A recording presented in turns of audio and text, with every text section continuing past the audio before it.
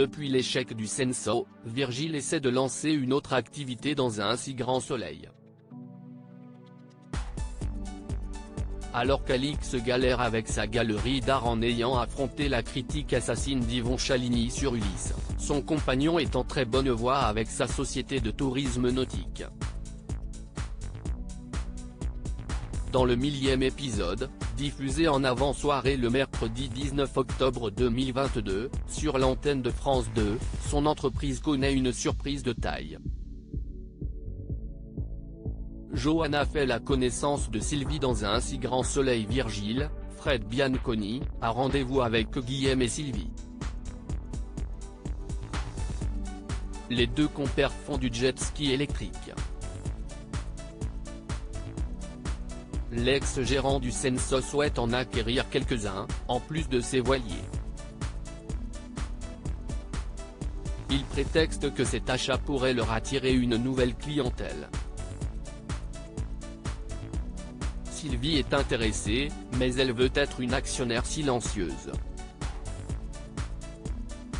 Guillaume, Manuel Blanc, a rédigé le contrat.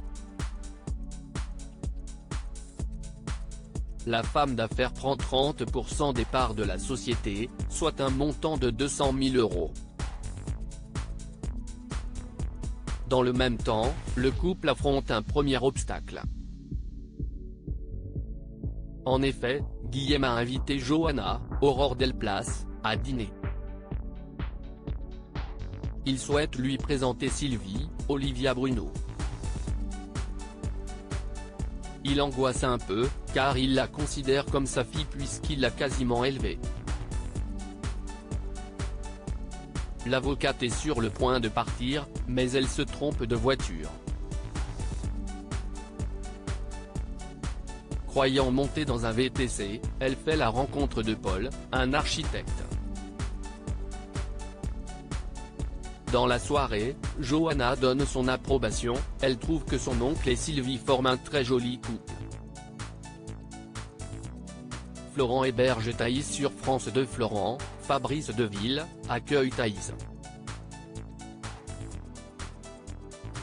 Cette dernière est folle de rage contre son père puisqu'il a demandé une mesure d'éloignement.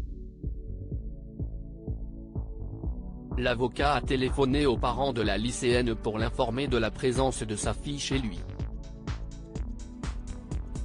Celui-ci accepte qu'elle y reste pendant quelques jours. Thaïs, Lila Guéraud, est ensuite victime de moqueries par une camarade de classe. Elle lui répond en provoquant une bagarre. Sabine intervient et lui conseille de se calmer. Pendant ce temps, Élise, Maïla Roman, et Sophia sont dans une phase compliquée dans leur idylle.